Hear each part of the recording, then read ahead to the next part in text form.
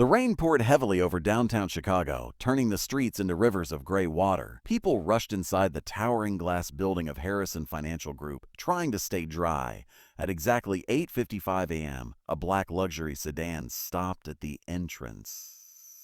Out stepped Daniel Harrison, the powerful CEO of the company. He was known across the city as a strict, disciplined businessman. Perfect suit, perfect schedule, perfect reputation. But that morning, something unexpected was about to challenge everything he believed.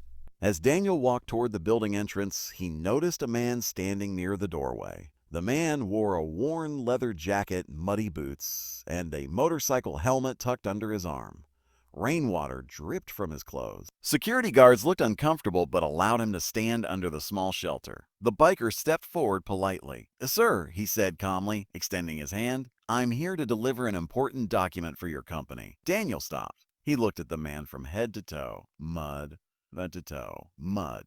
Grease stains, wet gloves, his face tightened with disgust. Daniel didn't take the hand. Instead, he stepped back slightly. "I don't shake hands with people who look like they just crawled out of a garage," he said coldly. The words cut through the air like ice. Employees standing nearby froze in silence. The biker slowly lowered his hand. His expression didn't show anger, only quiet disappointment. "Understood, sir," he replied softly. Daniel walked past him without another word. For Daniel, it was a small moment. For the biker, it was unforgettable. Inside the lobby, whispers spread quickly. "Did you see that? That was harsh. A poor guy." The biker remained outside in the rain for several minutes. Finally, he handed the sealed envelope to the receptionist and walked back to his motorcycle. As he started the engine, thunder roared above the city. The storm was getting worse, but the real storm was still coming.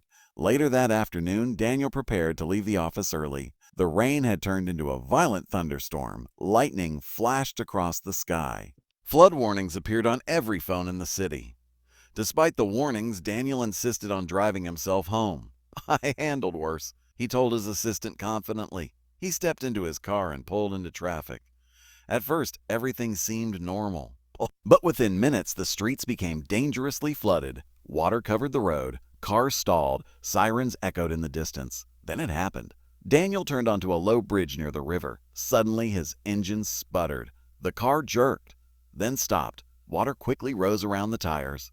Daniel tried restarting the engine. Nothing. Rain hammered against the windshield. The water level climbed higher. Panic spread through his chest. He grabbed his phone. No signal. He tried opening the car door. It wouldn't budge. Pressure from the rising water held it shut. For the first time in years, Daniel Harrison felt completely powerless. Outside, the river overflowed onto the street. The current pushed against the car. Slowly, relentlessly, the vehicle began to drift.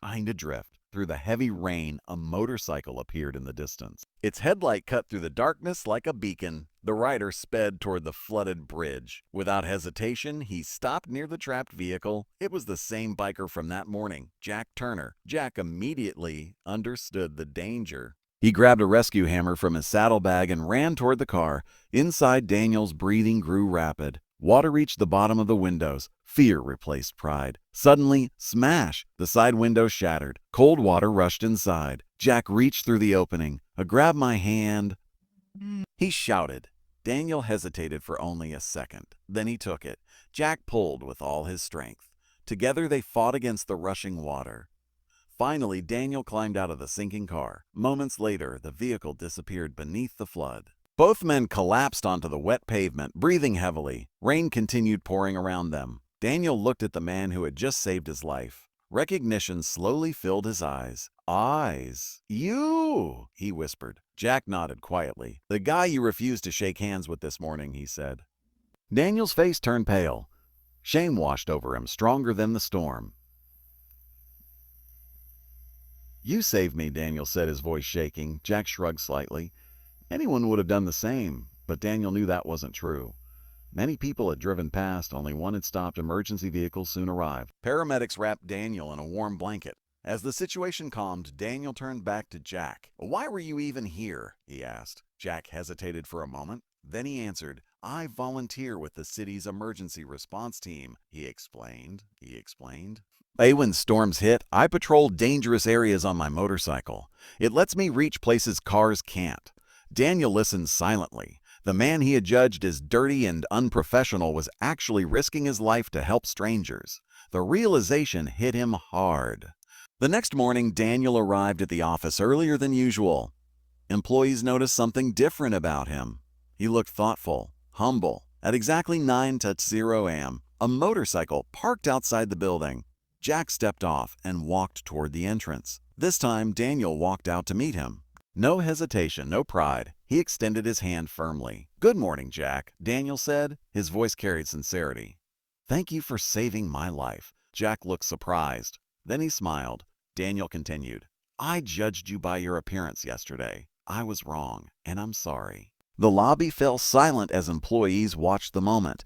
Jack slowly reached out and shook Daniel's hand, a simple gesture, but filled with meaning. Later that week, Harrison Financial Group announced a new community program. The company would fund emergency rescue equipment for volunteer responders across the city. Daniel personally presented the first donation to Jack's rescue team. During the ceremony, reporters asked Daniel what inspired the decision. He paused before answering. Then he said, Sometimes the strongest heroes don't wear suits. They wear helmets, boots, and courage." The crowd applauded. Jack stood quietly in the background, not seeking attention, just doing what he always did, helping others. And from that day forward, whenever Daniel met someone new, he never judged them by their clothes again. Instead, he offered his hand first.